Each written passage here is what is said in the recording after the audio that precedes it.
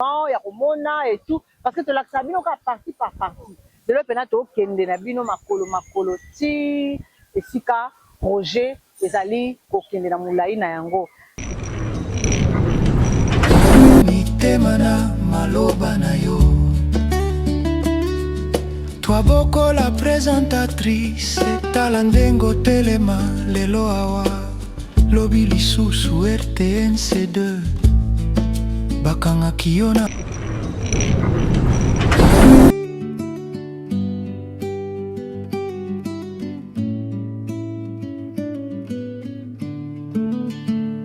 Jansin Twaboko, journaliste ya Maximal HD TV, Mutu Evanda.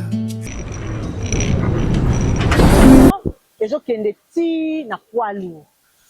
Donc eza kukutana. Donc esangani au fait na projet ya ndenge ba déguerpir hein batu na kati ya Onatra, na terrain ya Onatra.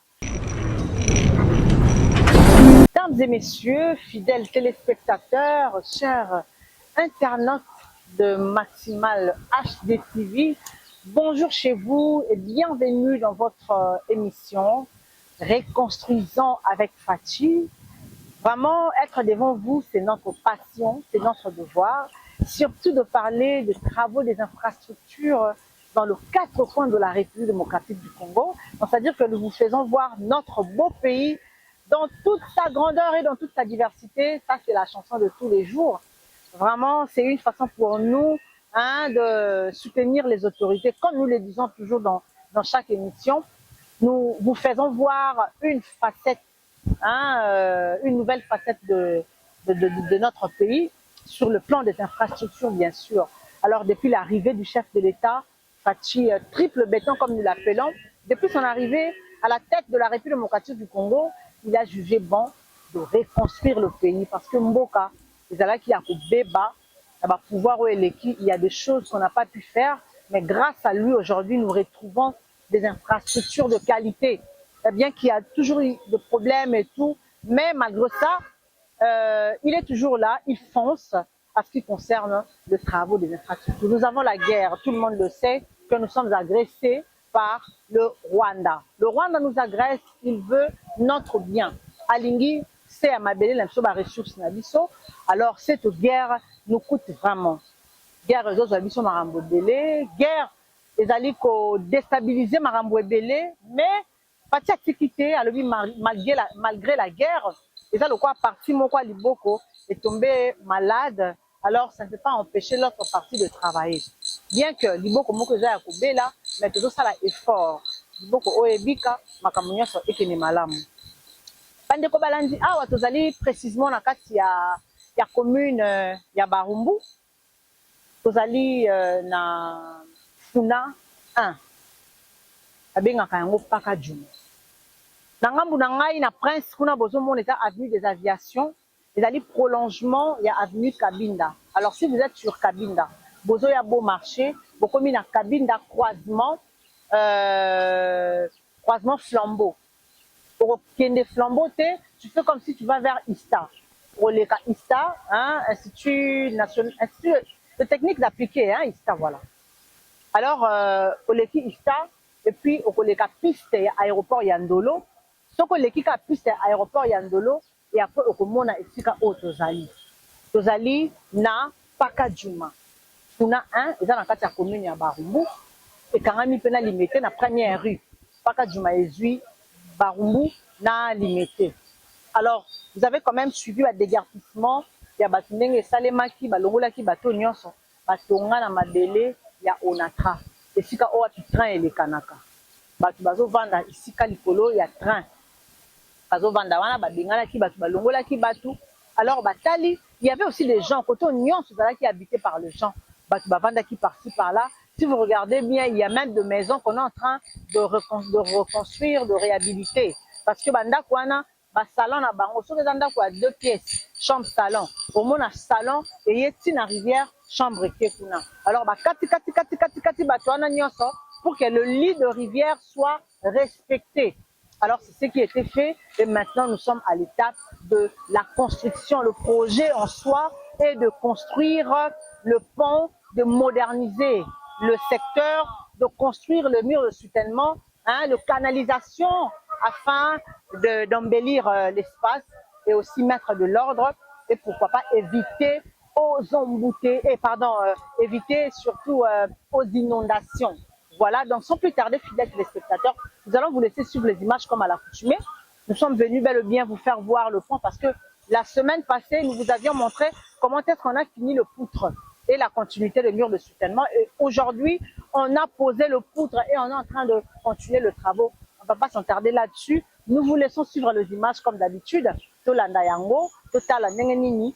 Ça les a dit tout ça, et puis tout juste après. Et donc, nous avons désannoncer l'émission Nabiso juste Liboso Nabiso pour que vous ayez un peu une bonne façon de voir l'environnement, et Romona et tout. Parce que tu l'as sabino partie par partie. De l'autre penato, Kende Nabino Makolo Ti, et Sika, Roger, les Ali, Kokende Namoulaï Nayango. Alors, nous vous laissons suivre ces images et on se retrouve tout juste après.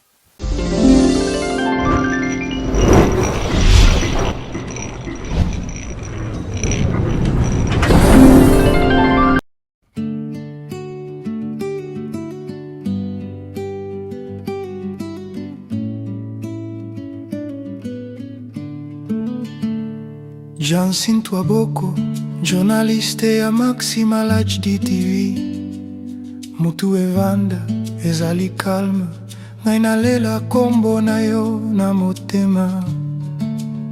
Bagage intellectuel ya niveau, soki olobi. Bato bayemi na plateau, ndenge osekaka moke. Ebele bazwi elikia na yo. Jansina Maxima HD TV. Mokili nyonso eyebi yo. Ngali mayele, nde mayele sango na yo. Ekomisaka biso moko me match de chaîne ya bana mboka. Tosukola mitema na maloba na yo. Twaboko la présentatrice, etala ndengo telema lelo awa.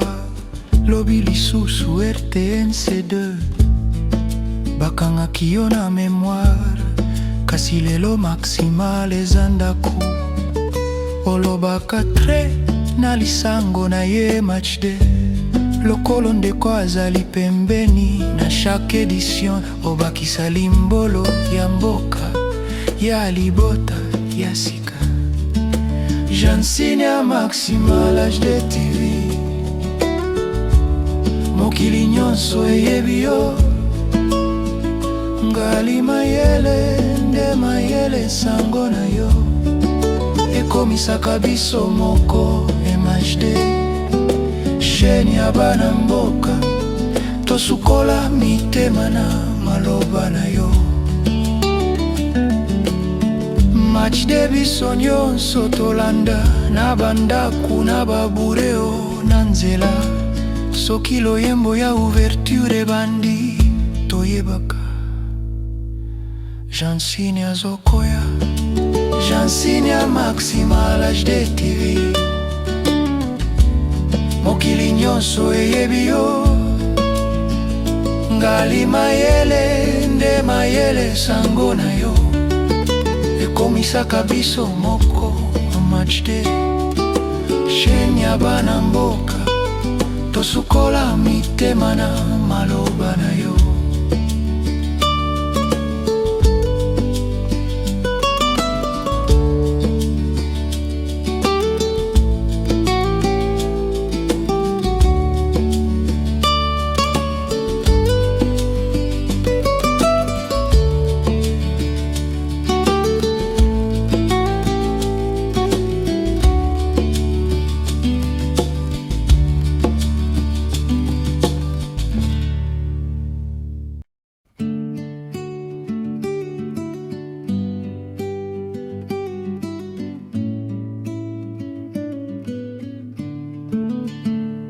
Jansin Twaboko, journaliste ya Maxima HD TV.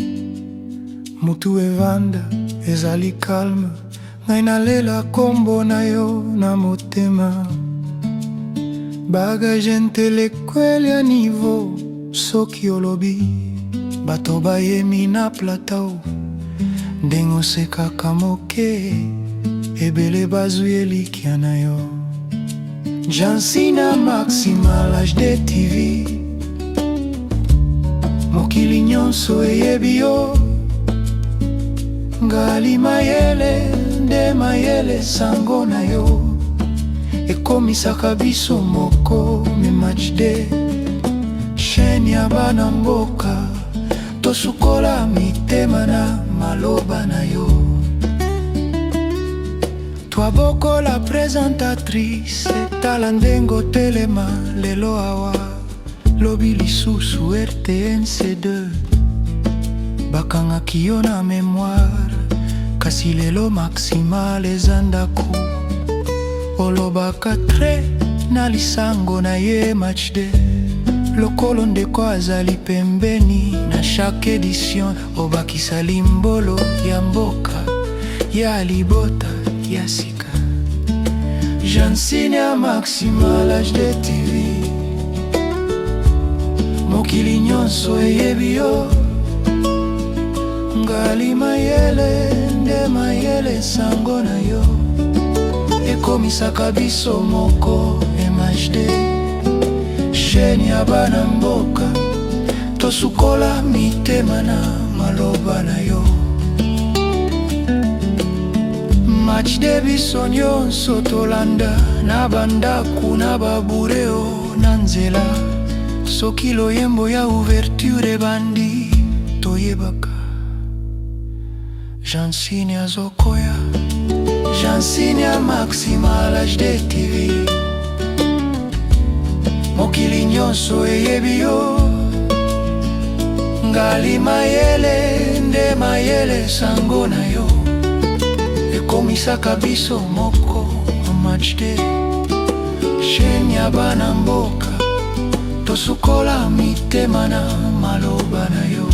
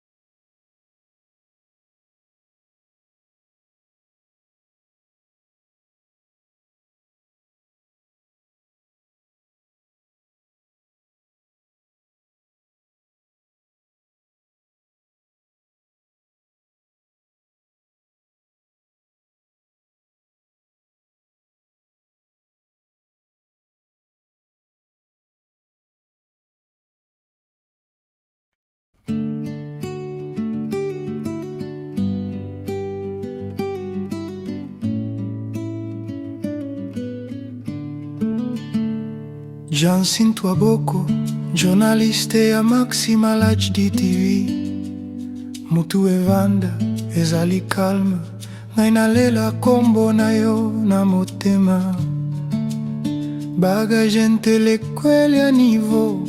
Soki olobi bato bayemi na plateau, ndenge osekaka moke ebele bazwi elikya na yo. Jansina Maximal HD TV, mokili nyonso eyebi yo. Ngali mayele nde mayele sango na yo, ekomisaka biso moko memachde.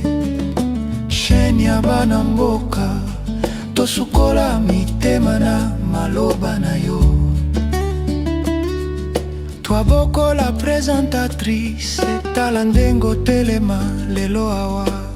Lobi lisusu RTNC2, bakangaki yo na mémoire kasi lelo maximal eza ndako olobaka tre na lisango na ye match de lokolo ndeko azali pembeni na chaque édition obakisa limbolo ya mboka ya libota ya sika Jansine ya maximal HD TV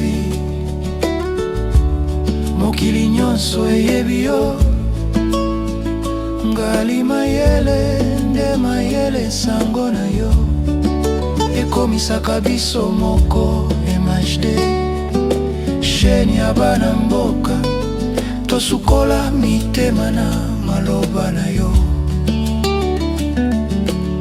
match de biso nyonso tolanda na bandaku na babureo na nzela soki loyembo ya ouverture ebandi toyebaka Jansine azokoya Jansine ya maximal HD TV mokili nyonso eyebi yo ngali mayele nde mayele sango na yo ekomisaka biso moko match de chaîne ya bana mboka tosukola mitema na maloba na yo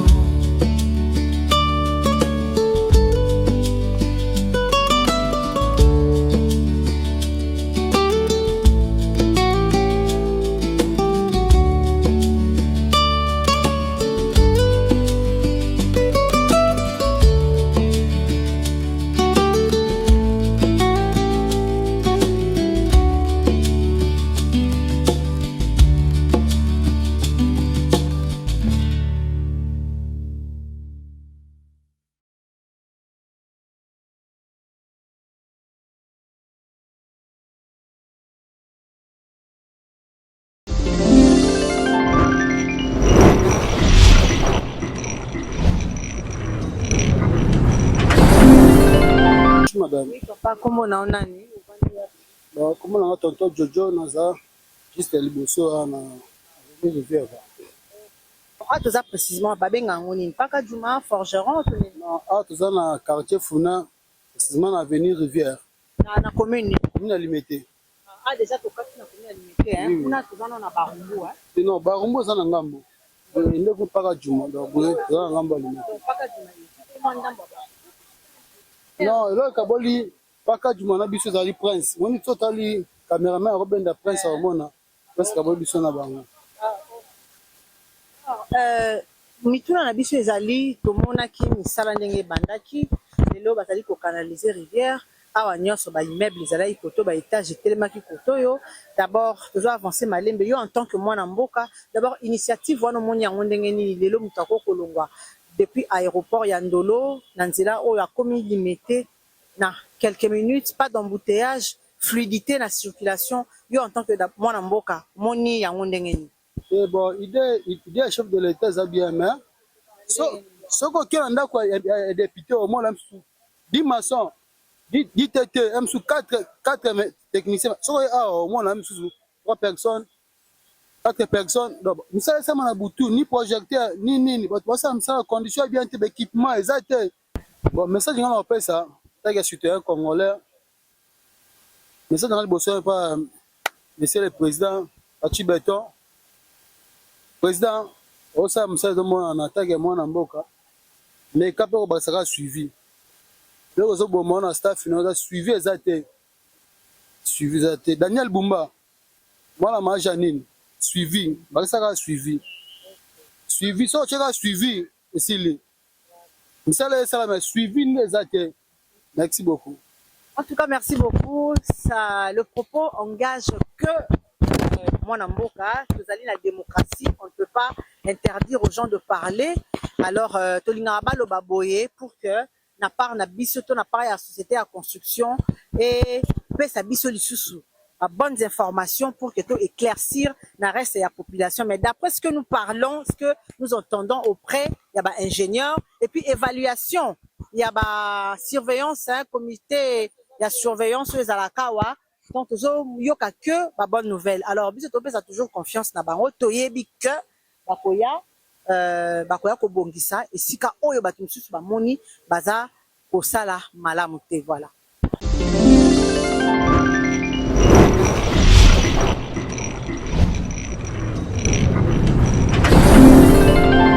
Nous sommes de retour, fidèles téléspectateurs. J'espère que vous avez vraiment suivi avec attention.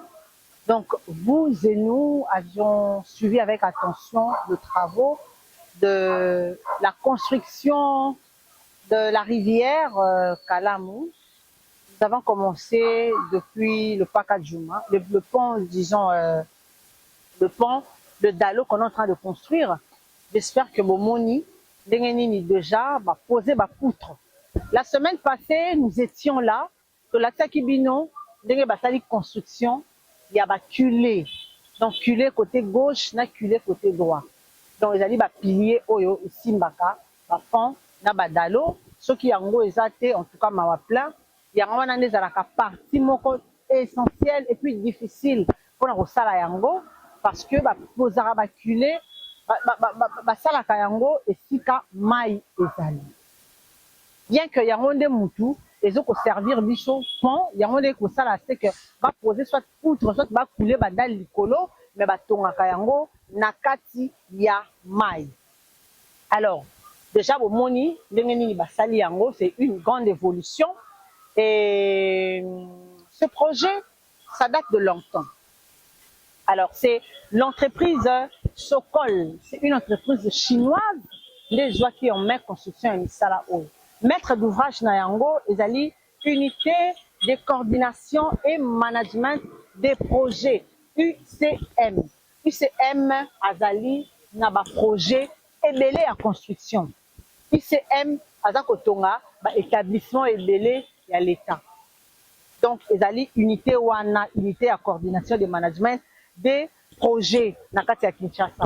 Yango na nde ezali pe moko ya ba yango na oyo comment dirais-je, construction Oyo, il y a rivière Oyo, ils allaient manquer, il y a un projet Nayango. Alors nous sommes là pour vous faire voir un Dengenini UCM, Azakozwa, en charge de travaux et belé, là, c'est-à-dire maître d'ouvrage, il y a des travaux et belé Oyo, Tokola Kisabino Yango, Kalamingité, na maximal HDTV. Alors, ils allaient projet Moko Oyo, Awa, Otola Kisabino Awa, ils allaient projet Moko déjà à 2 km 500. Hein, plus ou moins 3 km, 2 km 500. Vous allez Kobanda. Non, Bokassa. Et quatre ici, prenez rue limitée. Et quatre ici, forgeron. Et autres qui ont des petits, na poids lourd. Donc, ils ont Koutana. Donc, et ça au fait, na projet, il y a un dengue de déguerpir, hein. Il y a Onatra, un terrain à Onatra. Comme c'est l'embellissement de la ville et tout. Donc, projet Nyon, c'est que ça, et que nous coûtons maintenant projet à tes airs, parce que quand on Nyon soupé, bazalaki. Babengé, on fait babiton à Pakadjouma. Bazalaki, babandé Kovanda wana, d'ailleurs, vous avez déjà certaines personnes, oh ouais, ça déjà Kovanda Vanda Pébé, parce que, occupa qui espace, il y a l'État. L'État Longola qui bango, qui a tracé une villa, donc, il y a comme un chaussée normale, et puis, et dans la Limoko Oyo, c'est le lit de rivière, hein, et protéger rivière. Moi, ce qui me voulait baisser, déborder, donc, il faut qu'il jamais qu'on vienne à 15 à 20 mètres. Il faut qu'on soukara 5 mètres, 7 mètres.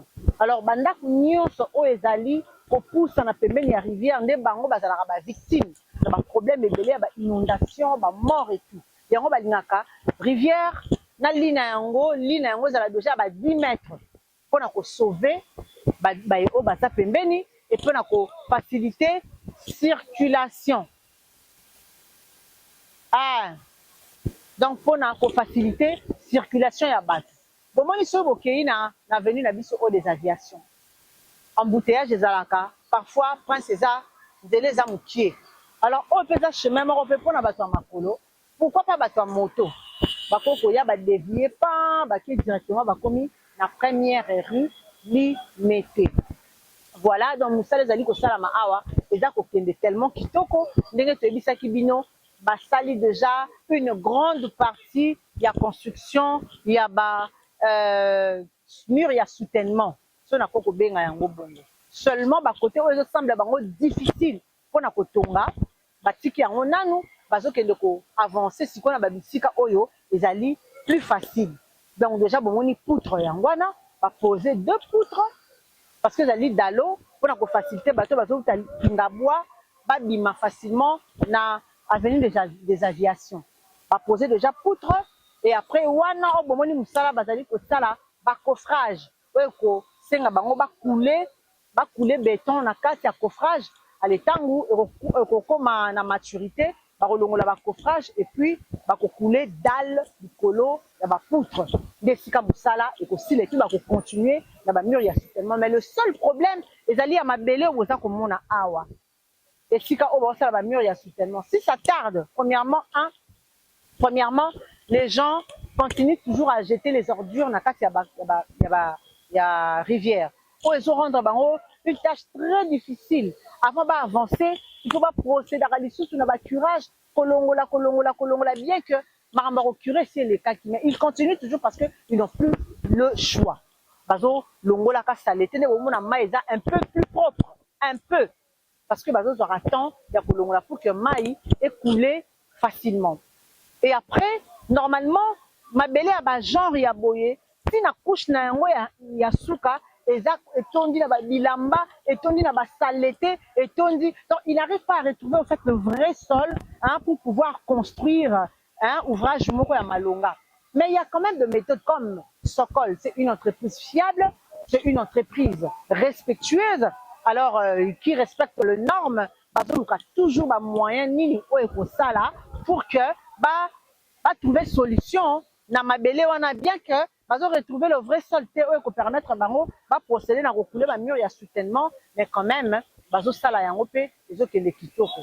Donc ba atteindre déjà soit plus de 70%, plus de 70% en tout cas la construction à mur ya soutènement. Mais nous espérons quand même qu'ils vont réhabiliter ce pont oyo ya Forgeron parce que déjà comme on a yango le loto lobby et qu'on peut bukana, donc il faudrait que ba matisse yango moi likolo pour na protéger toujours passage il y a piétons et tout ça là pour ça malamu mingi. Alors nous pensons que nous sommes arrivés déjà à la fin, fidèles téléspectateurs.